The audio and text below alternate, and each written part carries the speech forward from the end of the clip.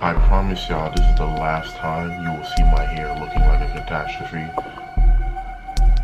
I got tired of the box braids. First of all, my hair was very unhealthy because I had this afro like this for mad long. And then I just started getting tired of the box braid style. You know, I've been doing that style for about 3 years now. You know, I'm starting to get tired of it. And no, I'm not cutting it off. I'm gonna just do cornrows consistently. And then after that, it's either I dread it or I cut it off.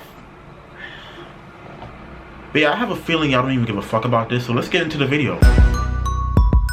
Alright, so let me tell y'all what influenced this video. So I was on the train the other day, right? At one stop, a gal and another man come on the train. You know, they look cuffed up, booed up or whatever, you know what I'm saying? Gushy, gushy, mushy, mushy, whatever you want to call it. You know, that's what they were doing on the train. A couple of stops later, another man comes on the train, sees the gal them with man, and just starts going, yo, who the fuck is that nigga? Yo, who is that? Yo, what the? Yo, oh my god. Yo, what do you do? Yo, bro. You see, I put two and two together. That man that just came on the train, that's his gal. But gal them is with another man on the train boot up. But then the girl gonna turn around and be like, you see, this is what you get for doing. Now, I wasn't paying attention to the rest of the conversation because it was just more screaming and babbling and but that sentence did catch my attention. That's what you get for doing. You see, in an unhealthy relationship, there are many branches that contribute to making an unhealthy relationship. One of those branches is what I call the get back mechanism. Now, what is the get back mechanism? Well, let me explain. Basically, it's when you and your partner, right, y'all get into an argument or a big ass disagreement and you get so heated. You get so heated to the point where you feel the need and the audacity to do something to get back at them so that they could get angry and I guess learn their lesson for upsetting you. Or maybe y'all could have just gave each other space and then come back to communicate and then maybe work on things, or maybe even break up if you feel the need or the audacity to go cheat to fucking get back at someone, and then y'all just gonna repeat the same cycle over and over and over and over. You get the point. But then there's the person in the middle who wanted to talk to someone but got caught up in the middle of a relationship, and now he's caught up in the situation, a lying ass girl, and another man who wants to take his head off for talking to his girl, and he didn't even know. And that's what influenced this video, because I'm gonna be telling you guys how I got caught in the middle of the get back mechanism. Now, I've been caught in many of them. We're not gonna get into all of that. I'm just give y'all like a short and simple and sweet one. This took place about 2 years ago, my senior year in high school, you know. Yeah, senior year was a definitely interesting year, yeah. I don't remember if this was before the time I watched my mans get jumped or after. I think it was before. I think it was a little before. It was cold outside, so obviously it was a house party. I get in the crib. Of course, there's no furniture. I mean, we're black. We don't really sit down and play bear pong. We kind of get lit off rip.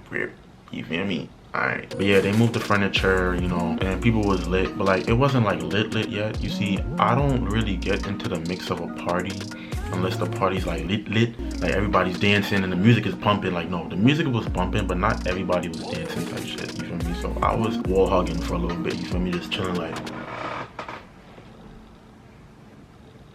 No, I'm kidding, and I wasn't staying like that. I'm an awkward ass, anxiety filled ass boy. I was like,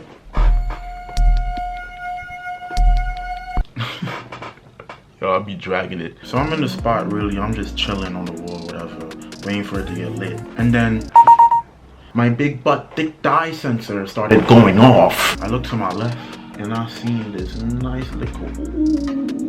See, this is what got me at the time, y'all. This is what got me at the time. Brown skin, big butt, thick thighs, black tights, black not drippy shoes, and then a black curly hair slash weave slash wig that's been in for 6 months on her head. I'm in love already. I'm just playing, y'all. Feminists, do not come after me, alright? That's just how she looked.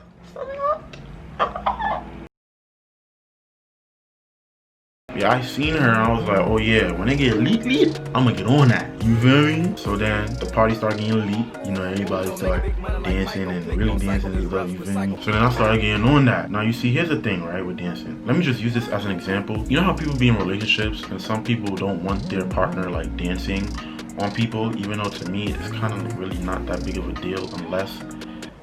Okay, for me personally, I wouldn't want my girl dancing on another man at a party when I'm not there, because that's kind of suspect. If I'm there, you know, I'm next to her, and she's only fast whining one man. Not slow whining, but fast whining for a couple of seconds. And then we come together when the freaky shit start playing and just...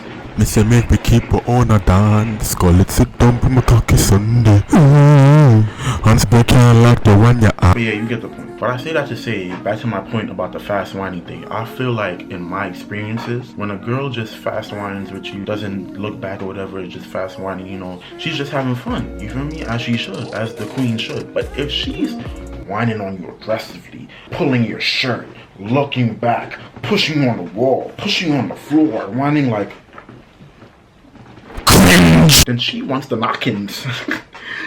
You're on timing.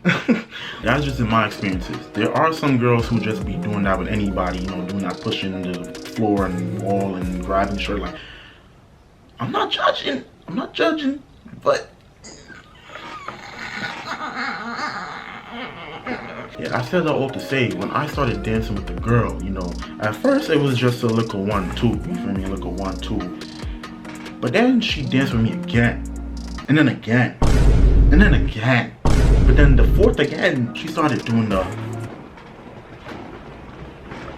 Then she started pushing me on the wall. She pushed me on the wall. She pushed me on the goddamn wall and started just doing things that I thought a girl couldn't do when she was whining.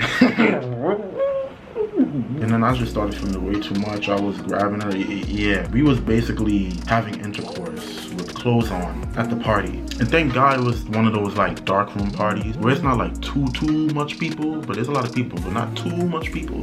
So not everybody's like looking and having their phone out with the flashlight on. Because if that would have happened, I would have been exposed on Facebook the next day. And it wasn't like she was doing this with any other man in the party. She was only doing this with me, because she definitely was dancing with other men. But she was like going crazy with me.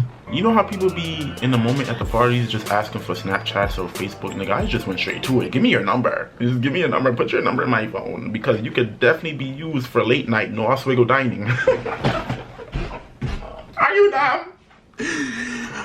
Are you dumb? And then she gave me the number. She gave me the number. And then she continued to get freaky with me, doing the, you know, just push me on the, you get the point. If I only had my own crib and my mother wasn't home at the time, or probably getting tired of me because she was wondering where I was and I was out late at night. But you get the point. If I would have used my shit to my advantage that night. Because goddamn. At one point though, she stopped dancing with me. And I realized she stopped dancing with me when these selective few lavish men walked in the party. And these weren't no regular old lavish men. These were lavish men who had flags around their necks. And not just any old regular flags. Blue and red flags. Yep, it was that type of party. And you may be wondering if you're from out of state.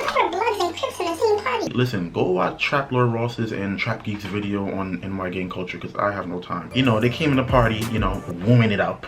So then she went by the lavish men and started talking to one of the men. One of them who had the red flag around their neck. And it became painfully obvious that this was her man. Because, you know, she started dancing with him, you know, started grabbing up her butt. Now, mind you, I wasn't paying too much attention because I was still doing my little 1-2 with the gal them. I was still doing my thing, but I peeped it. You feel me? Then at one point, it gets better, y'all. It gets better. It gets better. I seen her talking to Mandem, and then she looked in my direction. And then Mandem looked up, and then looked in my direction, and was staring at me in the dark room for 10 seconds. I like how I stated in my previous story time. If you didn't watch that story time, go watch it after this video. I stated how I have this like sensor of like the gangbanger sensor, when I can just sense when a gangbanger is near and when he was about to start danger. That started tingling immensely, because as soon as he stared at me for 10 seconds, I was like, oh no. So what did I do when I noticed that? Like, I was chilling, I was still wall hugging. Are you dumb? Don't stare at me. Who you staring at? Huh? What you told me? No, I'm lying. I walked straight out that motherfucking party. Are you dumb? I went to that party by myself. You expect me to fight gangbangers by myself? Are you dumb? Are you dumb? Over a gal too? Are you dumb? Yeah, I started out that party. If you're smart and can put 2 and 2 together, It's obvious what was going on here, okay? These motherfuckers probably had some big ass disagreement, some big ass argument. He did something to her or something, and she got tight and she was like, how am I gonna get back at this nigga?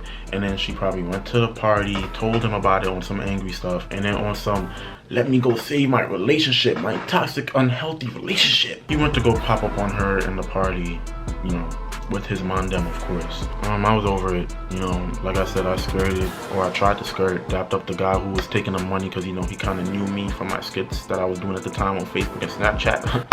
Good looks for the support. I start walking down the block, and then the mandem start coming out the party. And then I hear, yeah.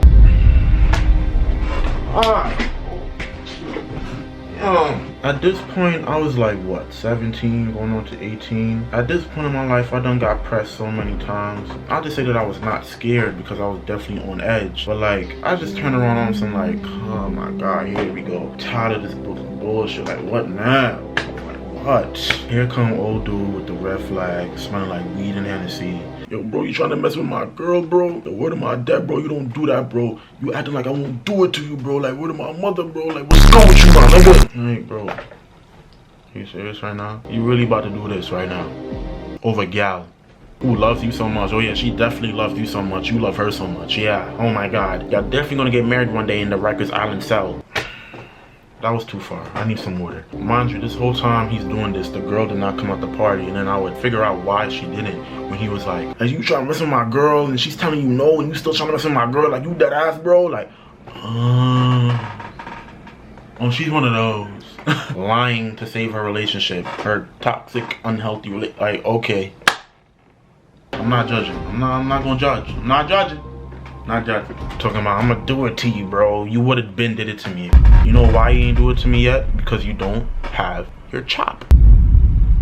If you did have your chop, you would have been fighting already, or would have been dead on the floor already. Because without your chop, you have no power. To make a very long story short, I was just on some, bro, like, I was just at the party trying to have fun. Like, I'm a civilian. Like, I'm not with all that shit you talking about right now. You're like, nah, bro, nah, bro, nah, bro. His man's them, you know, calms him down like, yo, bro, it's not that serious. And then man them start dragging him back to the party, you know, letting me go from the pressing interrogation shit. And he's still on the thing like, yo, it's not over, bro, it's not over. It's over. It's over. Then I went home to a probably agitated ass mother who was wondering where I was at the time. What a wonderful night, basically. That was my story of getting caught in the middle of the get back mechanism. Moral of the story, if you feel the need to get back at your partner for a disagreement or a big argument or whatever, you shouldn't be in your relationship at all. But yeah, y'all, that's it. Hope y'all enjoyed this story time. If you would like me to make more videos on the branches of an unhealthy relationship and correlate it to my life in story time form, let me know in the comments down below. And yeah, y'all already know what to do if y'all enjoyed this video. And hopefully I'll see y'all in the next if you subscribe. I definitely heavily suggest that you do. Alright, peace out.